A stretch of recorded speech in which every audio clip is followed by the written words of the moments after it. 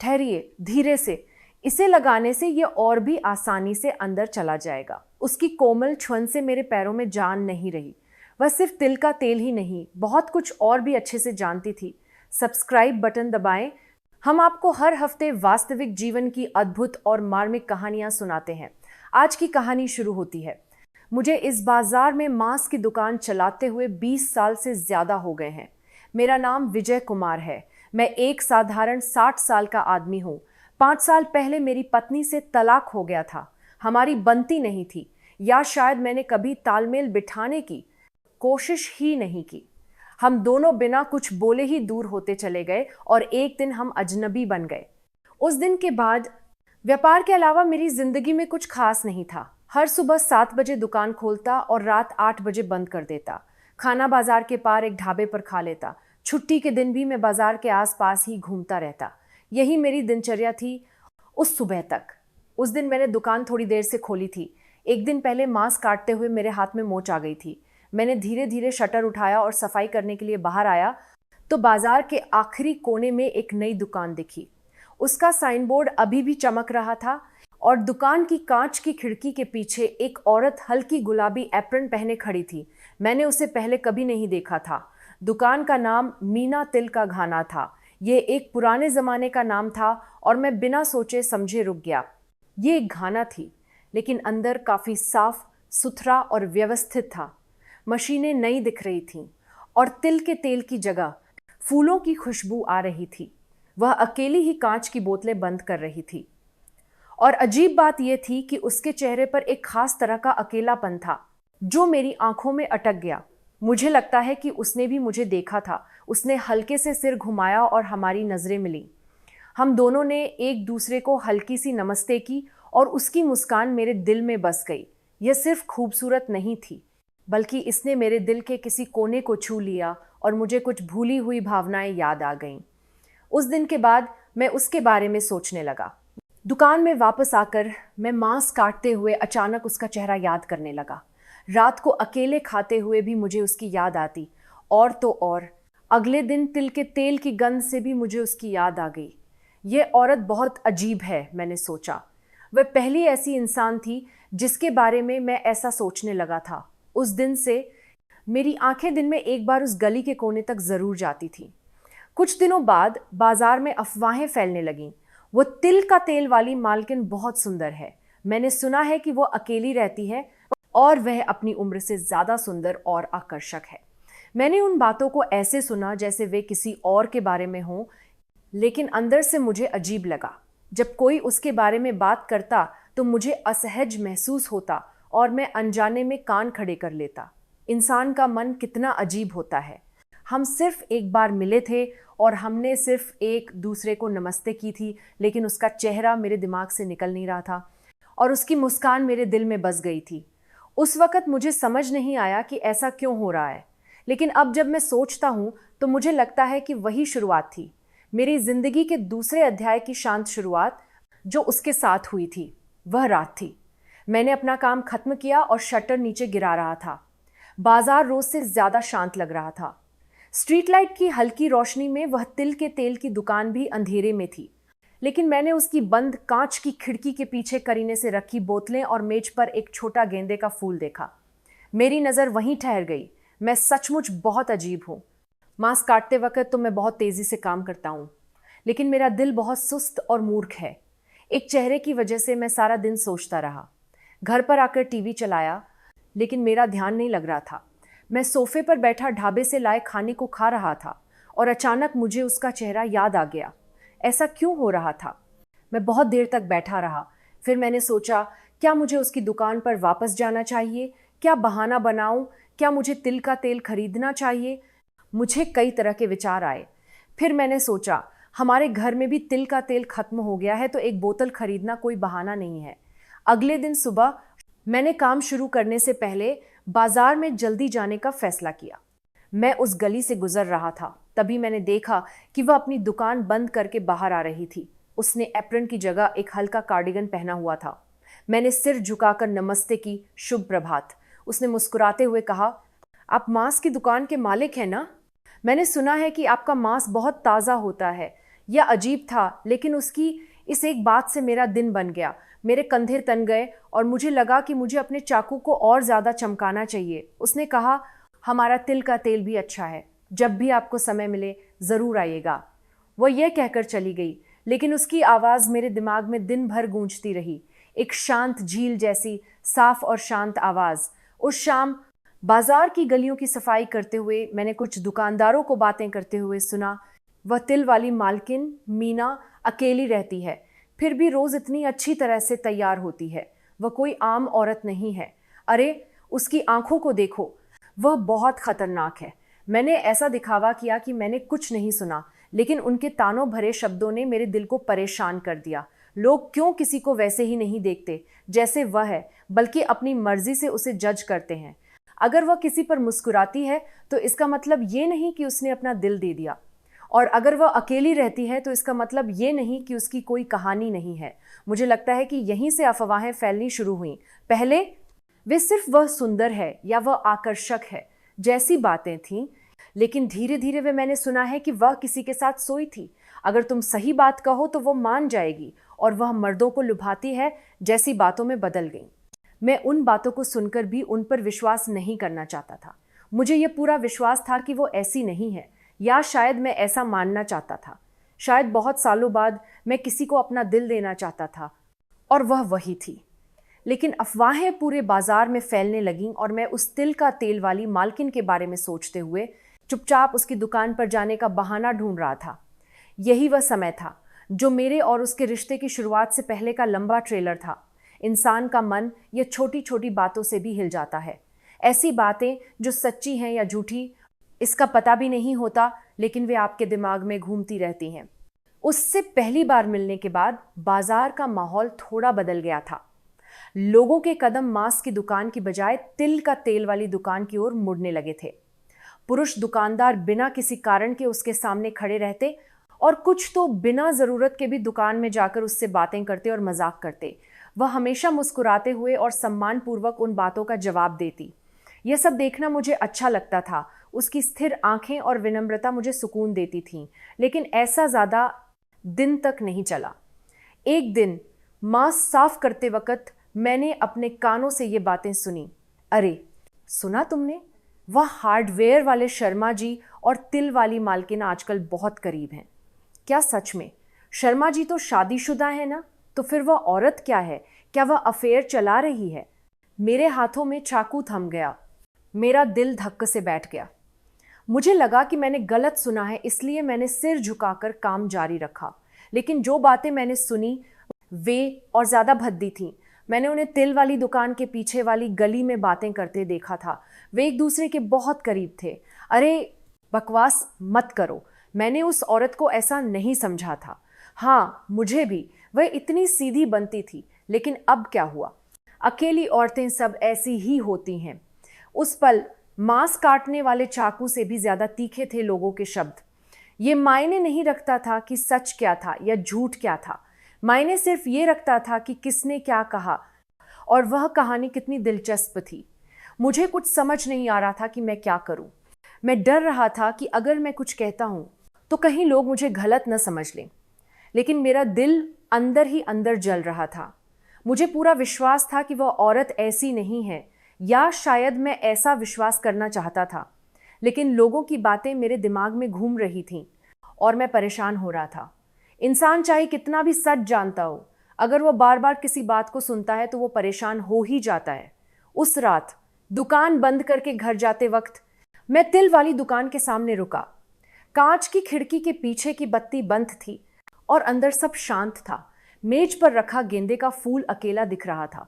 क्या यह सच में उनका रिश्ता है? मैंने सोचा, लेकिन फिर मैंने तुरंत अपना सिर हिलाया। नहीं, ऐसा नहीं हो सकता। लेकिन उस रात घर जाकर टीवी देखने का भी कोई फायदा नहीं हुआ। मैं लगातार उसके बारे में सोच रहा था। यह अजीब है कि इंसान का विश्वास कितना मजबूत होता है।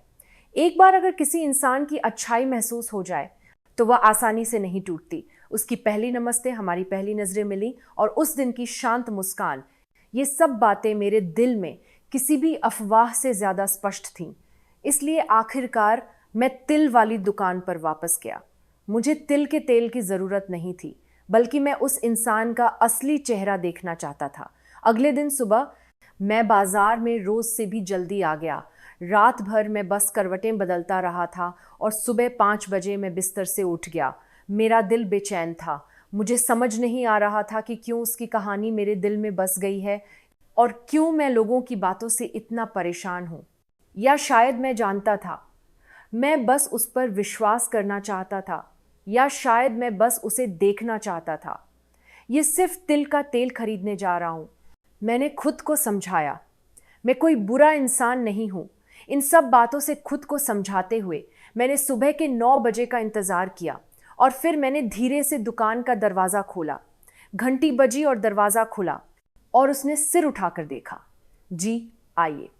उसकी आवाज़ हमेशा की तरह शांत और प्यारी थी और उसकी मुस्कान भी वैसी ही थी।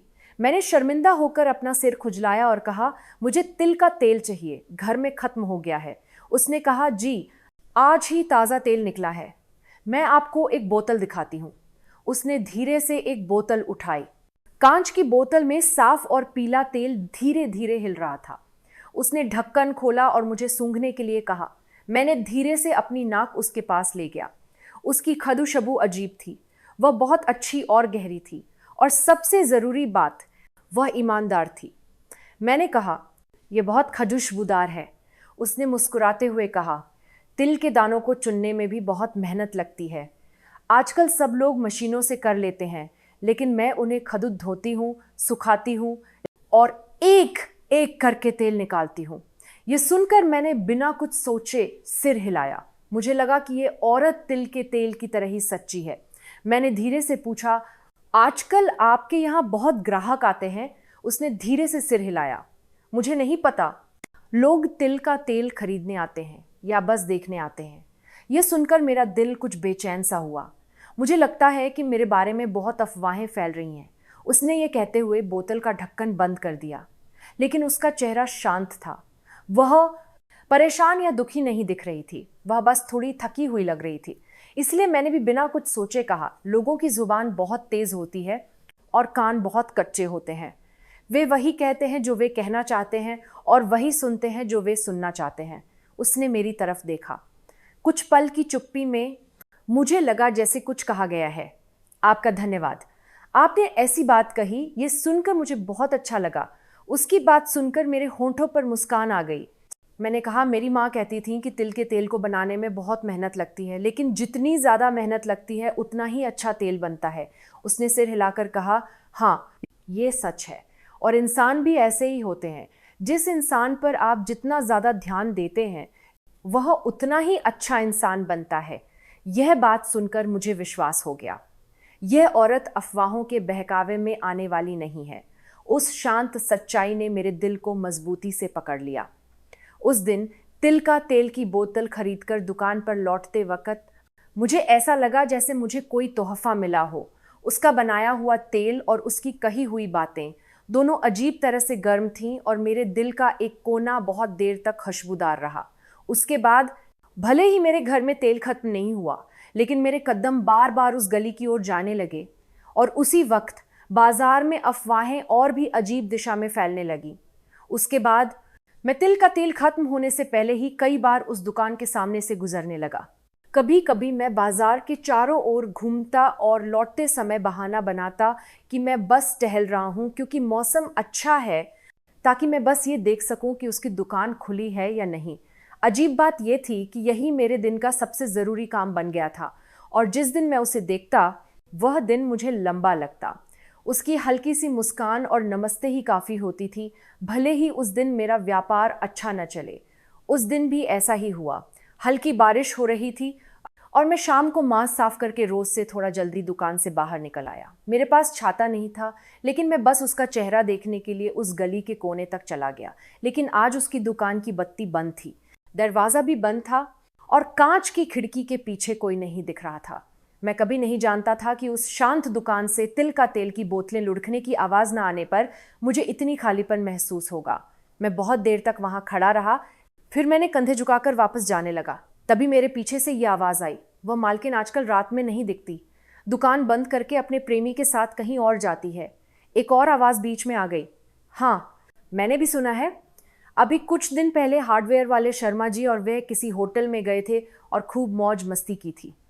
हर बात में एक अजीब सा मतलब छुपा हुआ था। बिना सच जाने लोग कुछ भी बोल देते थे और उनकी बातों में गलतफहमी और मजाक मिला हुआ था। मैंने जानबूझकर न सुनने का नाटक किया और अपनी गति तेज कर दी, लेकिन मेरे अंदर कुछ उबल रहा था। जब लोग किसी को बेवजह जज करते हैं तो वे उस इंसान की बातों को नहीं सुनते, वे बस अपनी कल्पनाओं में उस इंसान को कैद कर लेते हैं। कोई भी उस औरत की बातों को नहीं सुन रहा था। वे बस हाँ, ऐसा हो सकता है कहकर उसकी बंद दुकान को देख रहे थे। उसकी अनुपस्थिति ने अफवाहों को और बढ़ावा दिया। मैं सोच में पड़ गया, क्या मुझे इसमें दखल देना चाहिए? क्या मुझे ऐसे ही चुपचाप निकल जाना चाहिए जैसे कुछ हुआ ही ना हो? लेकिन मैं उस दिन उसकी बंद दुकान को अपने दिल से नहीं निकाल पा रहा था। वह जगह सिर्फ एक खाली दुकान नहीं थी, बल्कि मेरे दिल का एक कोना खाली हो गया था। और उस रात मैं सो नहीं पाया। मैं उस औरत की मुस्कान को याद कर रहा था। हमारी छोटी लेकिन अच्छी बातचीत, तिल का तेल की बोतल को धीरे से उठाकर समझाने का उसका तरीका और उन सब बातों को चुपचाप सहने वाली उसकी आंखें। वह इंसान ऐसी नहीं है, मैं ये किसी को बताना चाहता था, लेकिन मुझे लगा कि अभी मेरे पास ऐसा कहने का अधिकार नहीं है। इसलिए अगले दिन मैंने फिर से उस गली के कोने तक जाने का फैसला किया। मैं बस उसकी दुकान खुलने का इंतजार कर रहा था, जैसे कि कुछ हुआ ही न हो। उसकी दुकान उस दिन भी नहीं खुली। 2 दिन, 3 दिन और फिर 1 हफ्ते तक वह दरवाज़ा बंद रहा। बाजार के लोगों को अब उसका नाम भी याद नहीं था। वे बस उसे वह तिल का तेल वाली औरत कहते थे। इस बीच हार्डवेयर वाले शर्मा जी हमेशा की तरह लोगों से मजाक करते और उनकी आंखों में कोई शर्म नहीं थी। यार, उसकी बॉडी कमाल की थी। उम्र के हिसाब से वो बहुत अच्छी दिखती थी। ऊपर से तो शांत दिखती थी, लेकिन अकेली रहती है इसलिए बहुत शरारती है। तुम भी कोशिश करो, वह आसानी से मान जाती है। वह ऐसा व्यवहार कर रहा था जैसे कुछ हुआ ही न हो, और उसे यह एहसास भी नहीं था कि उसने अपनी बातों से एक इंसान की इज्जत छीन ली थी। लेकिन अफवाहें ऐसी ही होती हैं, वे सच से ज़्यादा तेज़ और लोगों की नज़रों से ज़्यादा तेज़ होती हैं।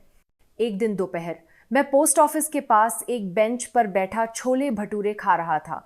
तभी ढाबे वाली मालकिन श्रीमती शर्मा मेरे पास आई और बोली, विजय जी, वह तिल का तेल वाली औरत। मैंने हल्का सा सिर घुमाया। मुझे लगा कि कुछ गलत होने वाला है।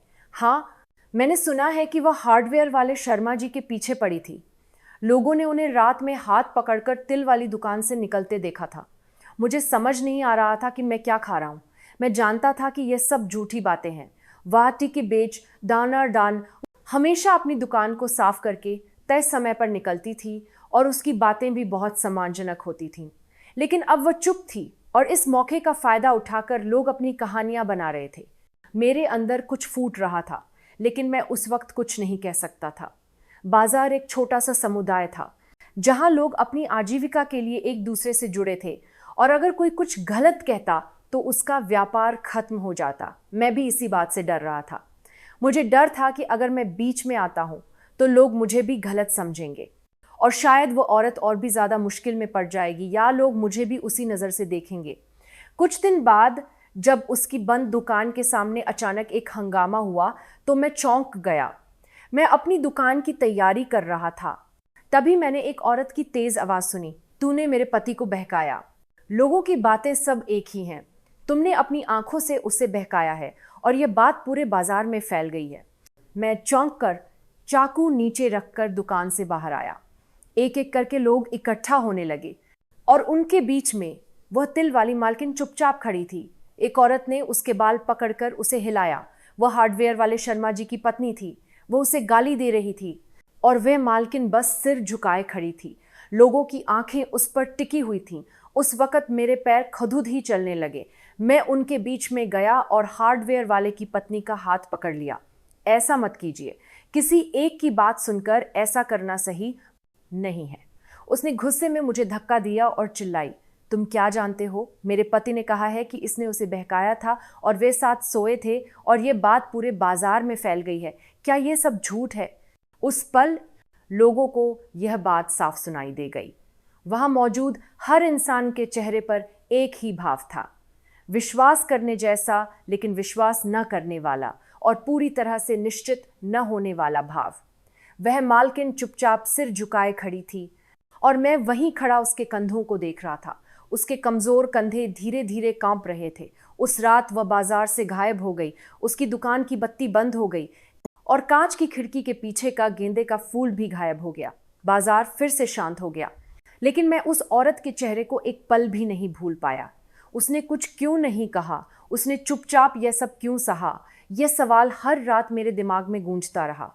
उस दिन के बाद तिल वाली मालकिन बाजार में कभी नहीं दिखी। लोगों ने पहले तो उसके बारे में बातें की, लेकिन फिर वे अपनी कहानियों में खो गए और कुछ दिनों बाद उसका नाम बाजार की बातों से गायब हो गया। लेकिन मैं उसे नहीं भूल पाया। खासतौर पर जब बारिश होती थी तो मुझे उसकी याद आती थी।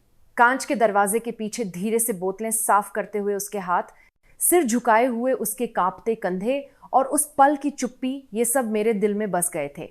फिर एक दिन शाम को मैं अपना काम खत्म करके बारिश में भीगी हुई सड़क पर चल रहा था। तभी मुझे दूर एक ठेले की रोशनी के नीचे एक जानी पहचानी सूरत दिखी। उसकी गर्दन पतली थी और वह भीगे हुए कार्डिगन में शांत बैठी थी। यह मीना थी। मैं धीरे से उसकी तरफ चला गया। बहुत दिनों बाद मैंने धीरे से कहा। उसने सिर उठाया। वह बहुत ज़्यादा हैरान तो नहीं थी, लेकिन उसकी आंखों में अभी भी उदासी थी। मैंने मजाक में पूछा, आप यहाँ अक्सर आती हैं? उसने हल्की सी मुस्कान के साथ कहा, हाँ, मुझे शांत जगह पसंद है। हाँ, ये जगह बहुत शांत है। यहाँ बैठकर पीने का मज़ा ही कुछ और है। ये सुनकर उसने चुपचाप अपने सामने रखी शराब की गिलास को देखा। पानी जैसी साफ शराब धीरे से गिलास में हिल रही थी। मैं धीरे से उसके बगल में बैठ गया। हमारे बीच 2 कदम की दूरी थी, लेकिन उस रात वह दूरी भी मुझे बहुत गर्म महसूस हुई। क्या आपने अपनी दुकान बंद कर दी? मेरे सवाल पर वह थोड़ी देर चुप रही, फिर जवाब दिया, मेरा मन नहीं किया। मुझे लोगों से डर लगने लगा था। ये सुनकर मेरा दिल बैठ गया। उसने चुपचाप शराब का गिलास उठाया, लेकिन उसे होठों से लगाए बिना ही नीचे रख दिया और फिर धीरे से बोली, उस दिन मैं कुछ नहीं बोली। मुझे आज भी अफसोस होता है। आपने कुछ क्यों नहीं कहा? जब मैंने उससे पूछा तो उसने आसमान की तरफ देखकर कहा, अगर मैं कुछ कहती भी तो कोई विश्वास नहीं करता। वह आदमी इस इलाके का पुराना रहने वाला था और मैं बस एक नई आई हुई औरत थी। उसकी बातों में किसी पर कोई आरोप नहीं था। ये बस एक इंसान का समर्पण था जिसने बहुत कुछ सहा था। ऐसी बात मत कहिए। यहाँ कोई है जो आप पर विश्वास करता है। उसने धीरे से सिर घुमाया और मेरे चेहरे की तरफ देखा। आप मुझ पर क्यों विश्वास करते हैं? उसकी बात सुनकर मैं चुप हो गया। क्यों? बस इसलिए कि जब मैंने उसे पहली बार देखा तो उसकी शांत आंखों ने मेरा दिल जीत लिया और मुझे लगा कि वो झूठी नहीं हो सकती। लोगों की सच्चाई भी तिल के तेल की खुशबू की तरह महसूस होती है और दिल को पता होता है कि कौन सच्चा है और कौन नहीं। उसने बहुत धीरे से मुस्कुराया। वह एक धुंधली, छोटी और दुखी मुस्कान थी। धन्यवाद। आपकी ये बात सुनकर मुझे बहुत सुकून मिला। हम दोनों ने बिना कुछ बोले एक एक गिलास शराब पी और चुपचाप उस रात को बिताया। बारिश की खास खुशबू, धीरे धीरे भीगते हुए हमारे कपड़े और धीमी रोशनी के नीचे बैठी हुई उसकी सांसें। उस रात बिना कुछ बोले भी बहुत कुछ कहा गया। मुझे ऐसा लगा जैसे हमारे बीच एक छोटा सा पुल धीरे धीरे बन रहा हो। उस रात हमने बातों से ज़्यादा चुप्पी साझा की। शराब धीरे धीरे कम होती गई और हमारे बीच एक अजीब सी शांति फैल गई। लेकिन वह शांति अजीब नहीं थी, वह सुकून देने वाली थी। हल्की हवा चली और बारिश की बूंदें उड़ने लगीं। ठेले के ऊपर बारिश की बूंदें टपक टपक करके गिर रही थीं। उसने शराब का गिलास नीचे रखा और थोड़ी उबारिश देर तक बारिश को देखा। फिर धीरे से बोली, 8 साल पहले मेरा तलाक हो गया था। मैंने कुछ नहीं कहा, बस धीरे से सिर हिलाया, जैसे वह इसी का इंतजार कर रही हो। वह धीरे से बोली, मेरे पति का किसी और से अफेयर था और वह भी उसी ऑफिस में काम करती थी। उसने धीरे से कहा, लेकिन उसकी बातों में बहुत दर्द था, जैसे किसी पुराने जख्म का दर्द।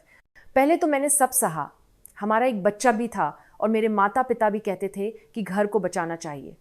लेकिन जब उसने मुझ पर हाथ उठाया तो मैंने सोचा, बस यह अब खत्म हो गया है। मैंने आंखें बंद कर लीं। यह एक ऐसी बात थी जिसकी मैं कल्पना भी नहीं करना चाहता था, लेकिन ये उसके जीवन में हुई थी और ये उसकी शांत आंखों के पीछे छिपी हुई थी। ये जानकर मेरा दिल दुखी हो गया। इसलिए मैंने अकेले रहने का फैसला किया। यह आसान नहीं था, लेकिन मैं अकेलेपन को सह सकती थी। लोगों से निराश होने से अच्छा मैं अकेली थी।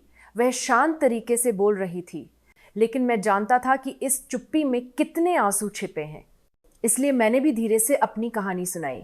मेरा भी तलाक हो गया था। उसने मेरी तरफ देखा। वह हैरान नहीं थी, वह बस और ज़्यादा करीब से सुनना चाहती थी। 5 साल हो गए हैं, बस हमारी बनती नहीं थी। पहले मैंने कोशिश पे देखा, दुबी बात की, लेकिन फिर हम दोनों ने बात करना बंद कर दिया और हम घर में बस टीवी देखते थे और साथ बैठकर खाना भी नहीं खाते थे। ऐसे रहते हुए पति पत्नी का रिश्ता भी बेमानी हो गया था। जब मैं चुप हुआ तो उसने धीरे से सिर हिलाया। आप भी यही सोचते थे ना कि सब लोग ऐसे ही रहते हैं, बस सह लेते हैं? हाँ, मुझे भी यही लगता था, लेकिन आखिरकार सहना हमेशा सही नहीं होता। हम दोनों ने थोड़ी देर तक एक दूसरे की आंखों में देखा। बारिश अभी भी हो रही थी और ठेले पर हमारी 2 खाली गिलासें चुपचाप सिर झुकाए खड़ी थीं। उसने धीरे से एक आह भरी। तलाक के बाद मैं कुछ साल तक अकेली रही। फिर मैंने एक नई शुरुआत करने के लिए इस इलाके में आने का फैसला किया और मैंने तिल का तेल निकालने का काम शुरू किया, जो मैं पहले सीख चुकी थी। मैं उसकी शांत बातों पर ध्यान दे रहा था, लेकिन फिर हार्डवेयर वाले शर्मा जी बार बार मेरी दुकान पर आने लगे। पहले तो मुझे लगा कि वह बहुत मिलनसार हैं, लेकिन धीरे धीरे उनका व्यवहार खराब होने लगा और एक दिन उन्होंने मुझसे शारीरिक संबंध बनाने की मांग की। मैंने हर बार उन्हें साफ मना कर दिया। हर रिश्ते की एक सीमा होती है। तो शर्मा जी ने कहा कि क्या तुम इस बाजार में काम नहीं करना चाहती? मैं यहाँ का पुराना रहने वाला हूँ और अगर मैं चाहूँ तो तुम्हारी दुकान बंद करा सकता हूँ। और उसके बाद मेरे बारे में अजीब अफवाहें फैलने लगीं। उसके बाद कई पुरुष ग्राहक मेरी दुकान के सामने आते रहते थे और रात में जब मैं दुकान बंद करती तो कुछ लोग अचानक छिपकर सामने आ जाते थे। कुछ लोग तो मेरे घर तक मेरा पीछा करते थे। मैंने सुना था कि अकेली रहने वाली औरतें आसानी से मर्दों के साथ सो जाती हैं और यही सुनकर वे लोग मेरे पास आते थे। मैंने चुपचाप शराब का एक गिलास पी लिया।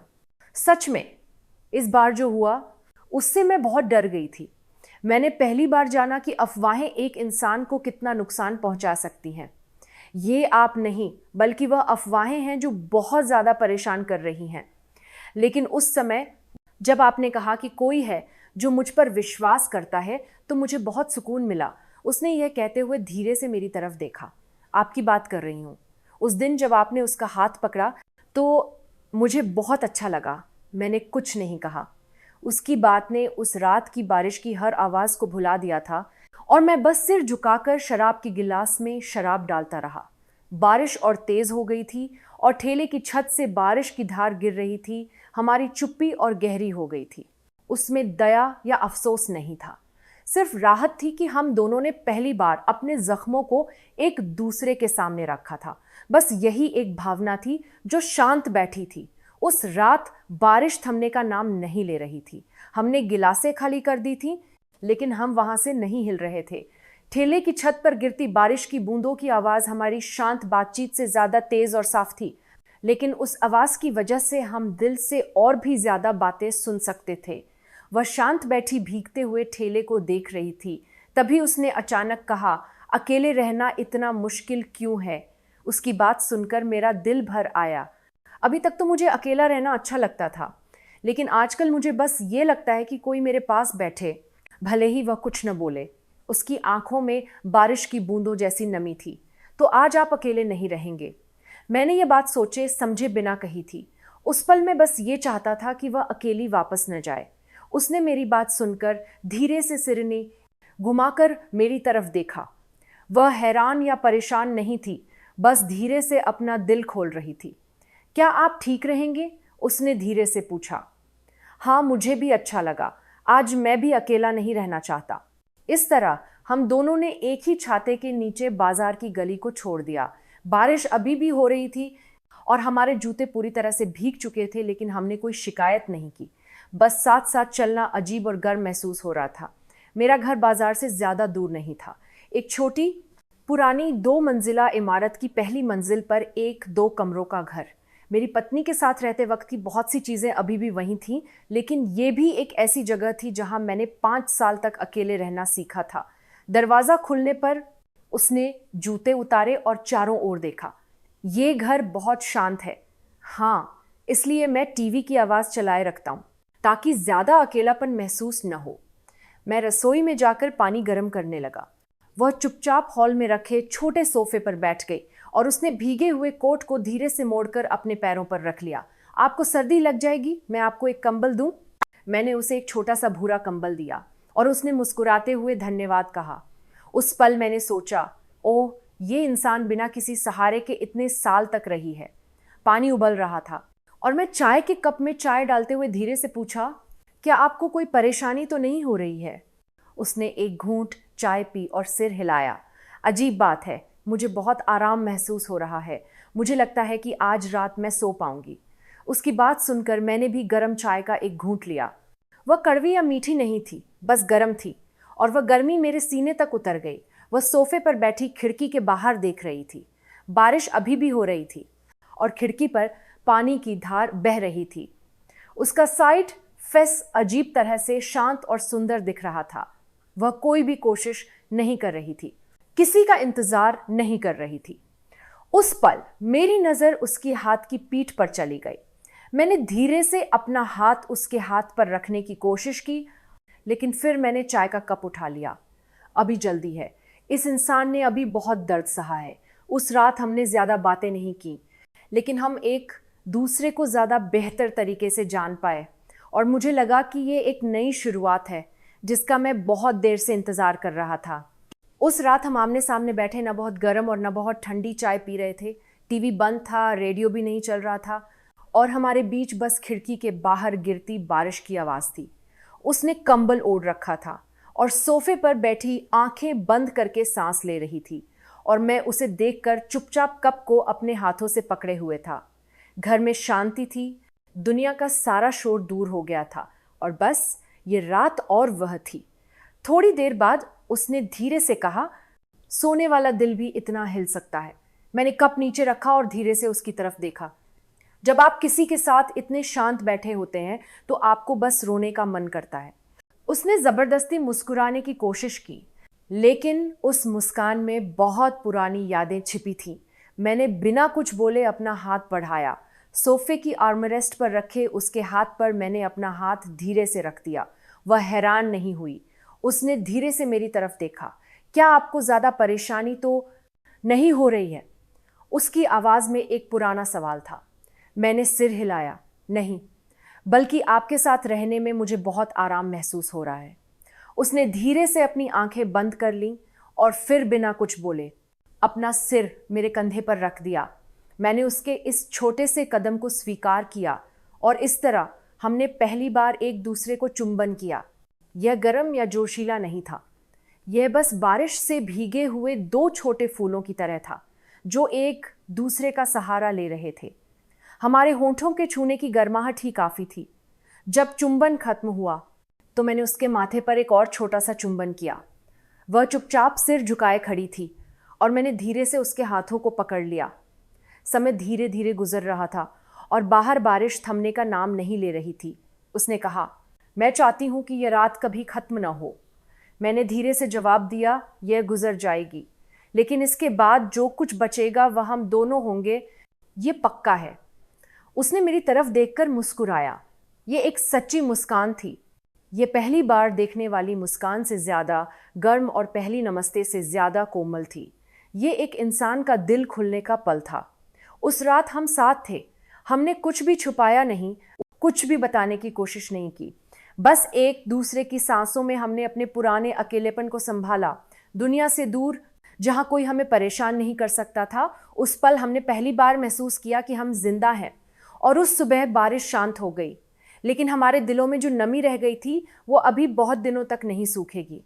अगले दिन सुबह मैं रोज से थोड़ा जल्दी बाजार में आ गया। मेरा दिन कोई अलग नहीं था, लेकिन मेरा दिल पिछली रात से एक अलग दिन की तैयारी कर रहा था। मैंने अपनी दुकान का शटर उठाया और सबसे पहले उस तिल वाली दुकान की ओर देखा और मैं धीरे से मुस्कुराया। दुकान की बत्ती जल रही थी और अंदर एक एप्रन पहने और बोतलें साफ करती हुई एक जानी पहचानी सूरत थी, मीना। वह वापस आ गई थी। मैं अपनी दुकान में मांस साफ करते हुए भी हर थोड़ी देर में उस गली की तरफ देखता रहता। वह रोज़ की तरह ही बोतलें साफ कर रही थी, मशीनें साफ कर रही थी और चुपचाप अपना दिन शुरू कर रही थी। उसके काम करने का तरीका इतना अच्छा था कि उसे देखकर मुझे लगा कि वह फिर से अपनी जिंदगी में लौट आई है। सुबह के ग्राहक आने लगे और मैं अपनी दुकान के सामने मांस का बोर्ड लगा रहा था। तभी सामने से मछली वाली दुकान की मालकिन श्रीमती रामेश्वरी मेरे पास आई और बोली, वह तिल वाली मालकिन ने दुकान फिर से खोल दी है। मैंने न जानने का नाटक किया और बोर्ड की धूल पोंछते हुए कहा, हाँ, मुझे लगता है कि वह कुछ दिन आराम कर रही थी। अरे आराम क्या, उस घटना के बाद शर्मिंदगी की वजह से नहीं आ रही थी, लेकिन पेट भरने के लिए उसे वापस तो आना ही था। लेकिन फिर भी वह इतनी हिम्मत से वापस आ गई, ये बड़ी बात है। उसकी बातों में ये साफ दिख रहा था कि वह उस औरत के बारे में कुछ नहीं जानती थी। मैं चुपचाप रहा, फिर धीरे से कहा, लोग भले ही कमज़ोर दिखें, लेकिन वे सबसे मजबूत होते हैं। इतनी आसानी से वापस आना कोई आसान काम नहीं है। श्रीमती रामेश्वरी ने चुपचाप मेरी तरफ देखा, फिर सिर हिलाकर अपनी मछली के बक्से को बंद कर दिया। उस दिन बाजार बहुत शांत था। कुछ लोग उसे आंखों से देख रहे थे और कुछ चुपचाप निकल रहे थे, लेकिन उसने एक बार भी सिर नहीं झुकाया। वह हर ग्राहक को उसी सम्मान के साथ नमस्ते कर रही थी और तेल डालते वक्त भी उसका ध्यान नहीं हिल रहा था। दोपहर के समय मैंने एक बर्तन में गरम हड्डी का शोरबा बनाया और एक कटोरा भरकर तिल वाली दुकान पर चला गया। क्या आपने खाना खाया? उसने मुझे देखकर हल्की सी हैरान मुस्कान के साथ सिर हिलाया। नहीं, अभी तक नहीं, मैं बहुत व्यस्त थी। मैंने दुकान के अंदर एक छोटी कुर्सी पर कटोरा रखा और कहा, तो ये खा लीजिए। बाजार के लोगों के खाने का समय गुजरने के बाद और भी ज्यादा भीड़ हो जाती है। उसने मुस्कुराते हुए अपने हाथ साफ किए और धीरे से कटोरा ले लिया। बहुत बहुत धन्यवाद। इतने गर्म शोरबे को खाए हुए बहुत समय हो गया। उसने एक चम्मच शोरबा पीकर धीरे से आह भरी। उसका यह रूप मुझे किसी भी बात से ज़्यादा पसंद आया। मुझे उसके पास रहना होगा ताकि कोई भी उसे परेशान न करे और वह फिर से अपनी जगह पर खड़ी हो सके। मैंने अपने दिल में यह फैसला कर लिया। जब मैं दुकान से बाहर आ रहा था तो उसने धीरे से कहा, विजय जी। मैं पीछे मुड़ा। उसने मेरी तरफ देखकर धीरे से मुस्कुराया और कहा, आपने मुझे हिम्मत दी, बहुत बहुत धन्यवाद। मैंने कोई जवाब नहीं दिया, मैं बस धीरे से मुस्कुराया और सिर हिलाया। उसने फिर से अपनी दुकान का दरवाज़ा खोला और मैंने ये फैसला कर लिया कि मैं रोज़ उस गली की रक्षा करूँगा ताकि वह दरवाज़ा फिर से बंद न हो। ये पहला मौका था जब मैंने जाना कि यही सबसे सच्ची मदद है जो मैं उसे दे सकता हूँ। जब उसने फिर से दुकान खोल दी तो मैं अक्सर तिल वाली दुकान के सामने घूमता रहता था। मैं खुलकर मदद करने की बात नहीं कहता था क्योंकि मुझे लगा कि इससे उसकी आत्मनिर्भरता को चोट पहुंचेगी, इसलिए मैं बस चुपचाप उसकी मदद कर देता। जब तिल के दानों का भारी थैला दरवाजे पर रखा होता तो मैं चुपचाप जाकर उसे अंदर रख देता। अगर उसके पास मशीनें साफ करने का समय नहीं होता तो मैं अपनी दुकान का काम खत्म करके पीछे से जाकर चुपचाप तौलिया लेकर मशीन साफ कर देता। वह हर बार धन्यवाद कहती, लेकिन मैं बस मुस्कुराता था। लोगों की जिंदगी ऐसी ही होती है, हमें एक दूसरे का सहारा लेकर ही जीना होता है। उसने मुस्कुराते हुए सिर हिलाया और उसकी मुस्कान अब उदास नहीं थी। एक दिन उसने कहा, विजय जी, अब आप मुझे मेरे नाम से बुलाइए। मालकिन सुनकर मुझे अच्छा नहीं लगता। मैंने हल्की सी मुस्कान के साथ जवाब दिया, तो आप भी मुझे विजय जी की जगह विजय कहिए। यह सुनकर वह अपनी हंसी रोक नहीं पाई और जोर से हंसी। उसकी हंसी गर्मियों की बारिश के बाद साफ आसमान जैसी थी। उस दिन से हम और ज़्यादा करीब हो गए। मीना कभी कभी मुझे तिल का तेल की एक बोतल देती थी और मैं उसे मना नहीं करता था, तो हम इससे मछली तलकर खाते हैं, मैं कहता, और हम बाजार के पीछे एक छोटा सा चूल्हा जलाकर खाना बनाते थे। हम दोनों ने इस तरह बहुत धीरे धीरे एक दूसरे की जिंदगी में जगह बना ली थी। बाजार के लोगों ने पहले तो हमें अजीब नज़रों से देखा। वह मांस वाला और तिल वाली औरत साथ में क्यों है? क्या उनके बीच कुछ चल रहा है? ऐसी फुसफुसाहटें थीं। लेकिन समय के साथ उनकी नज़रें बदल गईं। जब हम दोनों मिलकर दुकान के सामने सफाई करते तो सब्जी वाली मालकिन आकर हमसे बातें करती और दोपहर के समय ढाबे से 2 कटोरे छोले भटूरे आ जाते। उसने भी मुस्कुराते हुए कहा, अब मुझे लगता है कि मैं भी इस बाजार का हिस्सा बन गई हूँ। उसकी बात सुनकर मैंने धीरे से कहा, मीना, आप तो हमेशा से ही ऐसी थीं, बस अब लोगों को ये बात समझ आ रही है। वह चुपचाप मेरी तरफ देखती रही और उसकी वह नज़र किसी भी जवाब से ज़्यादा गर्म थी। इस तरह हम दोनों ने बाजार के इस छोटे लेकिन बड़े संसार में एक दूसरे के साथ रहना सीख लिया। तिल के तेल की खुशबू मांस तलने की खुशबू में मिल गई और हम दोनों मिलकर दोपहर में दुकान के सामने बेंच पर बैठकर चाय पीने लगे। लोग हमें अलग नज़र से देखने लगे थे। अब न कोई आलोचना थी और न कोई संदेह, बस एक शांत और गर्म नज़र थी, जैसे किसी पुराने पड़ोसी को देख रहे हों। और मैं ये समझ गया था, साथ रहने का मतलब कुछ हासिल करना नहीं, बल्कि बस एक दूसरे के पास रहकर एक दूसरे का साथ देना होता है। मीना ने जब दुकान खोली और मैं उसके पास खड़ा रहा, तो वह समय हमारे लिए इस बाजार का सबसे शांत लेकिन सबसे खास पल बन गया। वह शनिवार का दिन था। सुबह के बाजार के बाद दोपहर में एक एक करके दुकानें बंद हो रही थीं। मैंने धीरे से उससे पूछा, क्या आज आप खाली हैं? बाजार के पीछे एक छोटा सा रास्ता है, क्या आप मेरे साथ वहां चलना चाहेंगी? मीना थोड़ी हैरान हुई, लेकिन फिर उसने मुस्कुराते हुए सिर हिलाया। मुझे सैर करना पसंद है, लेकिन अकेले अच्छा नहीं लगता, इसलिए मैं नहीं जाती थी। आपके साथ चलने में मुझे अच्छा लगेगा। हमने दस्ताने उतारे, एप्रन मोड़े और आरामदायक जूते पहनकर बाजार के पीछे वाले रास्ते पर धीरे धीरे चलने लगे। उस गली से एक पहाड़ी रास्ता शुरू होता था, जिस पर मैं बचपन में साइकिल चलाता था, और उसके अंत में एक छोटे से पहाड़ी पर चढ़ने वाली लकड़ी की सीढ़ियां थीं। ये कोई बहुत मुश्किल रास्ता नहीं था। हवा धीरे धीरे पेड़ों की पत्तियों को हिला रही थी और आसमान साफ और नीला था। हम साथ साथ चलने लगे। हम ज़्यादा बातें नहीं कर रहे थे। ऐसा नहीं था कि हमारी सांस फूल रही थी, बल्कि इसलिए कि अब हमें बातें करने की ज़रूरत नहीं थी। बीच रास्ते में एक छोटा सा बेंच दिखा।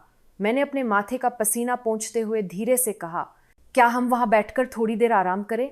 मीना ने चुपचाप सिर हिलाया और हम दोनों साथ में बैठ गए। दूर नीचे बाजार की छतें छोटी छोटी दिख रही थीं और उनके ऊपर बादल धीरे धीरे चल रहे थे। उसने पहले बात शुरू की, यह बाजार कितनी अजीब जगह है। यह हमेशा इतना भरा रहता है, लेकिन कभी कभी दुनिया की सबसे शांत जगह भी बन जाता है। मैंने धीरे से जवाब दिया, हाँ, ये सच है। और ऐसी जगह पर अगर आपका कोई एक सच्चा साथी हो, तो वह सबसे बड़ी सांत्वना होती है। उसने मेरी तरफ देखा। सूरज की रोशनी से उसकी आंखें थोड़ी चकाचौंध हो रही थीं, इसलिए उसने अपने माथे पर हाथ रखा और धीरे से मुस्कुराई। विजय, आपने मुझ जैसी इंसान में क्यों रुचि ली? यह सवाल अचानक था, लेकिन मुझे अजीब नहीं लगा। मुझे लगा कि मैं बहुत देर से इस सवाल का इंतज़ार कर रहा था और मेरे पास इसका जवाब पहले से ही तैयार था। मुझे नहीं पता, पहली बार जब मैंने आपको देखा था तो आपकी आंखें मेरे दिल में बस गईं। मुझे लगा कि आप एक शांत लेकिन गहरे दिल वाली इंसान हैं। उसने धीरे से सिर हिलाया। उसी पल उसकी हथेली धीरे से मेरी हथेली पर आ गई। मुझे आज पता चला कि किसी पर भरोसा करना इतना गर्म एहसास होता है। यह सब आपकी वजह से हुआ, विजय। उसकी बात सुनकर मैंने एक गहरी सांस ली और मैंने धीरे से उसके हाथ को मजबूती से पकड़ लिया। उसी पल दूर से बच्चों की हंसी की आवाज आई और पहाड़ी से एक हवा का झोंका पेड़ों की पत्तियों को हिलाता हुआ गुजर गया। हम दोनों चुपचाप हाथ पकड़कर बहुत देर तक वहां बैठे रहे। दोपहर की धूप हम दोनों को गर्म कर रही थी और उस गर्म रोशनी में मैंने पहली बार उसके साथ अपने भविष्य की कल्पना की। बाजार खत्म हो गया, दुकानें बंद हो गईं और हम दोनों एक दूसरे का इंतजार कर रहे थे। एक साधारण सा दिन। मुझे लगा कि इस इंसान के साथ ऐसे दिन बिताना अच्छा होगा। पहाड़ी से नीचे आते वक्त आसमान में एक एक करके तारे निकलने लगे थे। सूरज पूरी तरह से नहीं डूबा था, लेकिन आसमान के किनारे से गहरा नीला रंग फैलने लगा था। एक हल्की हवा ने पेड़ों की पत्तियों को छुआ और रात की आवाजें पहले से ही आने लगी थीं। पहाड़ी के प्रवेश द्वार के पास एक छोटी सी बेंच दिखी। हम वहां बैठ गए और ठंडे पानी का एक घूंट पिया। मीना ने कहा, यह समय कितना अच्छा है, बात करने की जरूरत नहीं, बस आसमान को देखकर दिल को सुकून मिलता है। मैं भी उसके साथ आसमान के किनारे को देखने लगा। एक तारा बहुत तेज चमक रहा था। ये तारा कहीं से भी दिखता है। जब मैं अकेली थी तो ये बस एक तारा था, लेकिन अब कोई है जो मेरे साथ इसे देख रहा है, इसलिए ये और भी ज्यादा चमक रहा है। उसकी आवाज थोड़ी कांप रही थी। मैंने धीरे से उसका हाथ फिर से पकड़ लिया। मीना, उसने सिर घुमाकर मेरी तरफ देखा। मैंने धीरे से अपनी बात पूरी की। काश हम एक दूसरे के दिन के अंत में साथ रह पाते। उसकी आंखों में नमी आ गई, लेकिन यह मना करने वाली नमी नहीं थी, बल्कि दिल को छूने वाली नमी थी। क्या हम साथ रह सकते हैं? उसने धीरे से पूछा। धीरे धीरे, जैसे अभी बाजार में काम खत्म होने के बाद कभी कभी साथ सैर करते हैं, साथ खाना खाते हैं और बस चुपचाप एक दूसरे के पास बैठते हैं। मैंने उसके जवाब का इंतज़ार नहीं किया। मैंने बस धीरे से उसके कंधों को पकड़ लिया और उसने चुपचाप अपना सिर मेरे कंधे पर रख दिया। पहाड़ी की हवा थोड़ी ठंडी हो गई थी, लेकिन हम हिले नहीं। उस पल मुझे लगा जैसे दुनिया शांत हो गई हो, बस तारों की रोशनी हम पर पड़ रही थी। उसने बहुत धीमी आवाज़ में कहा, मुझे पता चला कि किसी पर भरोसा करना इतना शांत और गर्म एहसास होता है। विजय, मेरे पास बहुत सी खराब यादें हैं और बहुत से जख्म हैं। क्या आप मुझ जैसी इंसान के साथ रह सकते हैं? मैंने धीरे से जवाब दिया, ये सब कुछ तो आपको मीना बनाता है। ये सब अच्छा है? नहीं, बल्कि इसलिए ये और भी ज़्यादा अच्छा है। उसने आंखें बंद करके धीरे से सांस ली। उस रात हमने बिना कुछ बोले ही एक दूसरे के दिल की बात को समझ लिया। बाजार का शोर, दुनिया की फुसफुसाहटें, कुछ भी हम तक नहीं पहुंच रहा था और तारों की रोशनी के नीचे हम दोनों ने चुपचाप अपनी दूसरी जिंदगी की शुरुआत का वादा किया।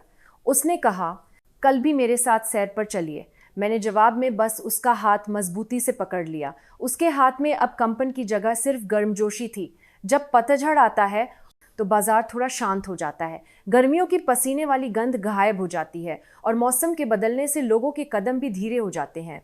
मुझे ये बदलाव अच्छा लगता था। भीगी हुई पत्तों की गंध, रात में बढ़ती ठंड और सबसे ज़्यादा जब मीना स्कार्फ पहनती थी तो उसके हल्के लाल गाल मुझे बहुत सुंदर लगते थे। हम हमेशा की तरह अपना व्यापार करते, दोपहर में एक कटोरा छोले भटूरे खाते और दोपहर में बाजार के कोने में एक बेंच पर बैठकर गर्म चाय पीते थे। ऐसे साधारण दिनों ने मेरे दिल को उकसाना शुरू कर दिया था। क्या होगा अगर मैं इस इंसान के साथ एक शांत और सुकून भरी जिंदगी बिताऊं? एक दिन हम बाजार के पास एक गांव में टहल रहे थे, जहां रास्ते के किनारे खुरमा के पेड़ पर नारंगी फल लटक रहे थे। तभी मैंने बात शुरू की, मीना। उसने खुरमा के पेड़ को देखा, फिर मेरी तरफ देखा। क्या आप बाजार के अलावा किसी और शांत जगह पर रहने के बारे में सोचती हैं? उसने थोड़ी देर तक सोचा, फिर मुस्कुराते हुए कहा, क्या आप कह रहे हैं कि मैं अपनी दुकान बंद कर दूं? मैंने सिर हिलाया और कहा, नहीं। जैसे तिल का तेल कहीं भी चाहिए होता है, वैसे ही आप भी कहीं भी ज़रूरी हैं। मैं बस ये सोच रहा था कि क्या हम दोनों किसी ऐसे शांत गांव में रह सकते हैं जहां किसी को भी हमारी बातों से कोई मतलब न हो। उसने चुपचाप मेरी तरफ देखा। पतझड़ की धूप उसकी आंखों पर पड़ रही थी और उसकी आंखों में आभार, आश्चर्य और थोड़ी झिझक थी। क्या आप अपनी अभी की जिंदगी से खुश नहीं हैं? उसका सवाल अप्रत्याशित था, लेकिन मैंने धीरे से सिर हिलाया। नहीं, मैं अभी भी खुश हूं आपके मेरे पास होने से, लेकिन मैं चाहता हूं कि हम ज्यादा समय साथ बिताएं और हम बिना किसी रोक टोक के मुस्कुरा सकें। क्या अब हमें यह नहीं चाहिए? वह धीरे से रुक गई और रास्ते के किनारे एक पत्थर पर बैठ गई। उसने अपने हाथ से एक पत्ता छुआ और धीरे से मुस्कुराई। ऐसी बात मैंने कभी नहीं सुनी। तलाक के बाद किसी ने मुझसे यह नहीं कहा कि वह मेरे साथ रहना चाहता है। मैं मुस्कुराई, उसके पास बैठ गया। अब मैं हूं। मेरी बात पर उसने आंखें बंद कीं, फिर धीरे से खोलीं। पतझड़ का आसमान साफ और गहरा था और हवा धीरे धीरे चल रही थी और हम दोनों चुपचाप बैठे एक दूसरे का हाथ पकड़े हुए थे। वह पल एक वादा था और वह चुप्पी एक जवाब थी। कुछ दिन बाद हम दोनों पास के एक छोटे से गांव में गए। वहां एक सैर करने का रास्ता था, कुछ पुरानी ईंटों वाले घर थे और एक रास्ते पर अभी भी पतझड़ की पत्तियां नहीं गिरी थीं। ये एक शांत और गर्म जगह थी। मैं इस गांव को बहुत दिनों से देख रहा था। मुझे पता चला था कि एक घर के मालिक कुछ समय के लिए विदेश जा रहे हैं और वे किसी को ढूंढ रहे हैं जो कुछ सालों के लिए उनके घर की देखभाल कर सके। यह यहाँ है। मैं गांव के प्रवेश द्वार पर एक छोटी सी पत्थर की दीवार के पास से मीना को धीरे से ले गया। पत्थर की दीवार के पार एक छोटा सा आंगन दिख रहा था और दरवाजे के पास बैठी एक बिल्ली हमें देख रही थी, फिर धीरे से उठकर चली गई। घर के अंदर एक साफ सुथरा बरामदा, एक साधारण रसोई और एक कमरा था जहां सूरज की गर्म रोशनी आ रही थी और उसने हमारा स्वागत किया। वह चुपचाप खिड़की के पास गई और धीरे से पर्दा उठाया। बाहर एक छोटा सा सब्जी का बगीचा और दूर एक पहाड़ी दिख रही थी। मैं उसके बगल में खड़ा था और मैंने कहा, इस घर में कोई नहीं होगा जो कुछ कहेगा। अगर हम दोनों साथ रहते हैं तो भी कोई हमें नहीं देखेगा। उसने धीरे से सिर हिलाया। मुझे आराम महसूस हो रहा है। जब दरवाज़ा खुलने की आवाज़ या कदमों की आवाज़ सुनाई देती है तो अब मुझे डरने की ज़रूरत नहीं है। यह शांति मुझे बहुत अच्छी लगती है। मैंने मुस्कुराते हुए कहा, आप यहाँ तिल का तेल निकाल सकती हैं, आंगन के एक कोने में मशीन लगा सकती हैं, और जब तेल की खुशबू फैलेगी तो गांव के बड़े लोग ही पहले लाइन में खड़े हो जाएंगे। वह मुस्कुराई और उसकी मुस्कान पहली बार मिली मुस्कान से अलग थी। यह एक ऐसी मुस्कान थी जिसमें कोई डर नहीं था। यह एक ऐसी मुस्कान थी जिसमें किसी से अनुमति लेने की ज़रूरत नहीं थी, बल्कि यह उसके अपने दिल की सच्चाई थी। मैं यहाँ रहना चाहती हूँ। अगर मैं अकेली नहीं हूँ तो ये शांति मुझे अब डराएगी नहीं। उसकी बात सुनकर मैंने धीरे से सिर झुकाया। धन्यवाद। नहीं, मैं आपका ज़्यादा धन्यवाद करती हूँ। आपने मेरी इतनी मदद की है। हम दोनों फिर से गांव में टहलने लगे। एक छोटी सी दुकान के पास मुस्कुराते हुए एक बूढ़ी औरत हमें नमस्ते कर रही थी। कपड़ों पर टंगी हुई सफ़ेद तौलिए और हवा में हिलती हुई खुरमा के पेड़ की पत्तियाँ, ये सब ऐसा लग रहा था जैसे ये सब बहुत पहले से हमारा इंतज़ार कर रहा हो। गांव के प्रवेश द्वार पर उसने धीरे से मेरा हाथ पकड़ा। विजय, हाँ, अब मुझे ज़िंदगी से डर नहीं लगता। मैंने धीरे से मुस्कुराते हुए जवाब दिया, अब से मैं हमेशा आपके साथ रहूँगा ताकि आपको डर न लगे। उसने सिर हिलाया और उसी पल पतझड़ की धूप हम दोनों के बीच में आ गई। उस गर्म रोशनी में मैंने अपने दिल में यह फैसला कर लिया, मुझे इस इंसान के साथ अपनी बाकी ज़िंदगी बितानी है, शांत तरीके से लेकिन सच्चे दिल से। लोगों ने कहा कि अधेड़ उम्र का प्यार जोशीला नहीं बल्कि गर्म होना चाहिए, क्योंकि इस उम्र में दिल का धड़कना नहीं बल्कि दिल का सुकून ज़्यादा ज़रूरी हो जाता है। जब हमने साथ रहना शुरू किया तो हमें भी ऐसा ही महसूस हुआ। हमने किसी को नहीं बताया, कोई रस्म नहीं की, लेकिन हम चुपचाप एक दूसरे की ज़िंदगी में आ गए और साथ रहने लगे। हफ्ते में एक बार शनिवार की सुबह हम बाज़ार साथ जाते हैं। मैं मांस की दुकान पर जाकर अपनी पसंद की पसलियों का मांस लेता हूँ और मीना सब्जी की दुकान पर कद्दू, प्याज और हरी प्याज लेती है। हम दोनों के हाथों में अलग अलग सामान होता है, लेकिन कभी कभी जब हमारे हाथ छूते हैं तो हम एक दूसरे को देखते हैं और हल्की सी मुस्कान के साथ नमस्ते करते हैं। बाजार से वापस आने के बाद मैं मांस साफ करता हूँ और वह मसाला बनाती है। घर में तिल के तेल की खुशबू और सब्जियों की अच्छी खुशबू एक साथ मिल जाती है। दोपहर का खाना हम हमेशा छोटे से आंगन में खाते हैं। एक पुरानी लकड़ी की बेंच पर हम साथ बैठते हैं और कुछ सब्जियां और गरम रोटी खाते हैं। विजय, क्या आप और रोटी लेंगे? हम एक दूसरे को नाम से पुकारने लगे हैं, लेकिन सिर्फ एक नाम से ही हमारा दिल गर्म हो जाता है। खाने के बाद हम आंगन में एक छोटा सा बगीचा बनाते हैं। मैं खरपतवार हटाता हूँ और वह छोटे छोटे पौधों को पानी देती है। अब पतझड़ के फूल खिलने लगे हैं और दीवार के ऊपर से छोटे छोटे कीड़ों की आवाज़ें आ रही हैं। हमारे घर के पास की दुकान वाली मालकिन कभी कभी हमें साथ में टहलते हुए देखती है और कहती है, आप दोनों कितने अच्छे लगते हैं, आप बहुत पुराने पति पत्नी लगते हैं। मुझे जलन होती है।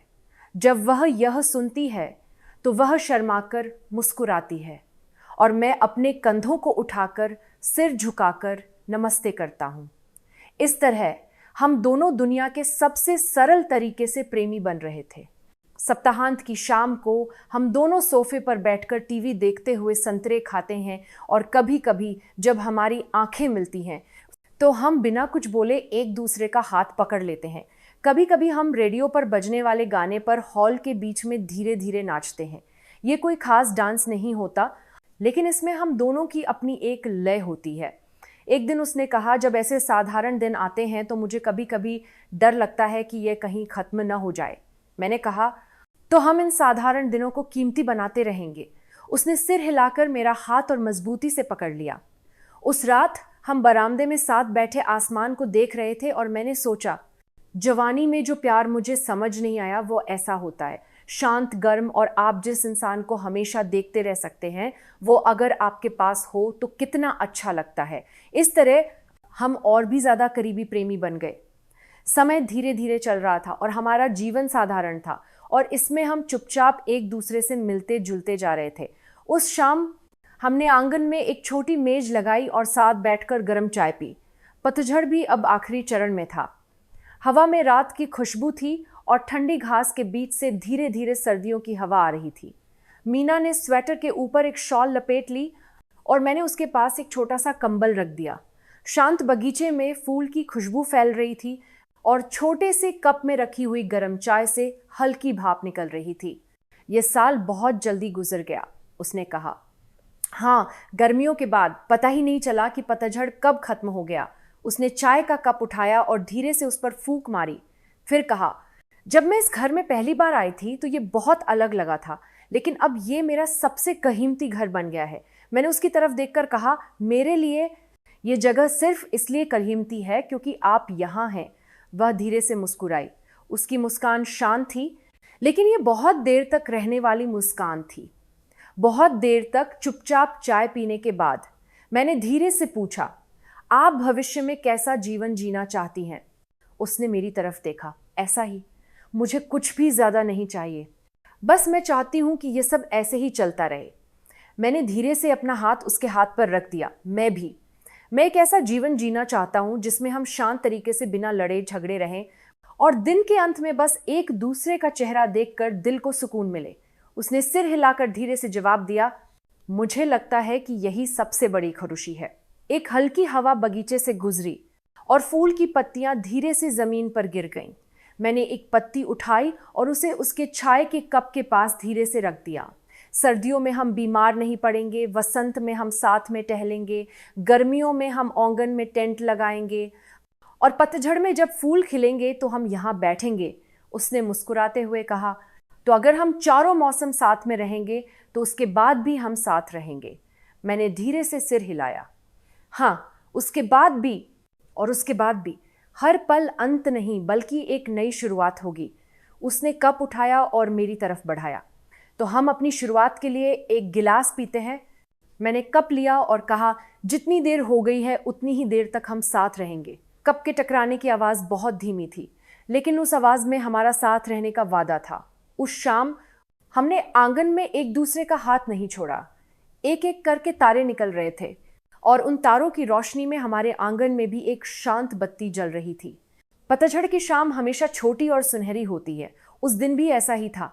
हम आंगन में लकड़ी की बेंच पर साथ बैठे थे। सूरज धीरे धीरे ढल रहा था और चाय का कप ठंडा हो रहा था, लेकिन हम हिले नहीं। उसने पतझड़ का स्वेटर पहना हुआ था और मैं उसके पास बैठा था और मैंने उसके पैरों पर एक पतला कंबल डाल दिया था। मीना ने पहले बात शुरू की। मैं कभी सोच भी नहीं सकती थी कि ऐसा दिन आएगा। बाजार के कोने में कोई इंसान जो बिना कुछ बोले मुझसे तिल का तेल खरीदता था, वह मेरे प्यार की शुरुआत होगा। मैं भी मुस्कुराया। मुझे नहीं पता था कि तिल का तेल की एक बोतल से इतना लंबा रिश्ता बनेगा। उसने अपने हाथ पर सूरज की रोशनी लेते हुए धीरे से बात जारी रखी। कभी कभी मैं सोचती हूँ, अगर मैंने थोड़ा और जल्दी अपना दिल खोला होता तो क्या हम और ज्यादा समय तक साथ रह पाते? मैंने सिर हिलाया। नहीं, हम अभी सही समय पर मिले हैं, इसलिए यह संभव है। अभी सही समय पर मिले हैं, मैंने उसकी तरफ देखकर कहा। हाँ, क्योंकि हमने अभी तक बहुत कुछ देखा है और बहुत कुछ सहा है, इसलिए हम एक दूसरे को पहचान पाए हैं और एक दूसरे को नहीं छोड़ेंगे। जवानी में हम ऐसा रिश्ता नहीं बना पाते। उसने मेरी तरफ देखकर धीरे से सिर हिलाया। हाँ, पहले मैं जब प्यार करती थी तो मैं सोचती थी कि यह कब खत्म होगा, मैं इसे कैसे बचाऊंगी, लेकिन अब बस आपका मेरे पास रहना ही सबसे बड़ी बात है। मैंने हाथ बढ़ाकर उसके हाथ को पकड़ लिया। सूरज की रोशनी से उसका हाथ थोड़ा गर्म था और उसमें कोई कंपन नहीं थी, बस एक शांत गर्मजोशी थी। हमारे बीच अब कोई अजीबपन या हिचकिचाहट नहीं थी। ढलते सूरज की रोशनी हमारे चेहरों और हाथों को गर्म कर रही थी और उस शांत रोशनी में मैंने साफ महसूस किया, अब मैं सच में जी रहा हूँ। उस रात हम दोनों बरामदे के किनारे पर बैठे थे। पतझड़ बिना कुछ बोले ही सर्दियों में बदल रहा था और आसमान में एक पूरा चांद चमक रहा था। मीना ने एक छोटे से कप में गर्म नींबू की चाय डाली और धीरे से मेरे पास रखी। हम दोनों ने अपने पैरों पर कंबल डाल रखा था और हमारी पीठ लकड़ी की दीवार के सहारे थी। आंगन में घास शांति से सांस ले रही थी और दूर पहाड़ी से हवा की हल्की आवाज आ रही थी। चांद की रोशनी शांत थी और इस पल के लिए दुनिया का शोर दूर था। हम दोनों चुपचाप बहुत देर तक आसमान को देख रहे थे। चांद की रोशनी वैसी ही शांत थी और वह हम दोनों के बीच फैल रही थी। उस पल मैंने सोचा, जिंदगी में जो कुछ मैंने खो दिया, जो कुछ मैंने नहीं देखा, जो कुछ मैंने अकेले सहा, वह सब गुजर जाने के बाद इस इंसान के साथ इस जगह पर होना कितना बड़ा आशीर्वाद है। मीना ने मेरे कंधे पर सिर रखकर फुसफुसाया, मैं अभी तक जितनी जिंदगी जी हूं उससे ज्यादा लंबी जिंदगी हमारे पास नहीं होगी, फिर भी ये ठीक है ना? मैंने धीरे से उसके कंधे पर हाथ रखा और कहा, ठीक है, जो फूल देर से खिलता है उसकी खुशबू और भी गहरी होती है। हमारी जिंदगी भी ऐसी ही है। ये देर से मिली है इसलिए ये और भी गहरी है और इसलिए ये और भी देर तक रहेगी। उसने आंखें बंद करके धीरे से सांस ली। उस रात हम दोनों बरामदे में साथ बैठे और हमने अपनी देर से शुरू हुई जिंदगी को चुपचाप स्वीकार किया, बिना किसी रस्म के, बिना किसी वादे के, बस साथ रहने की वजह से। चांद की रोशनी में हमारी दो परछाइयां चुपचाप और अंतहीन तरीके से आंगन के अंत तक फैली हुई थीं। अगर आपको आज की कहानी पसंद आई हो तो लाइक और शेयर ज़रूर करें और अपने विचार कमेंट में ज़रूर दें। देखने के लिए धन्यवाद।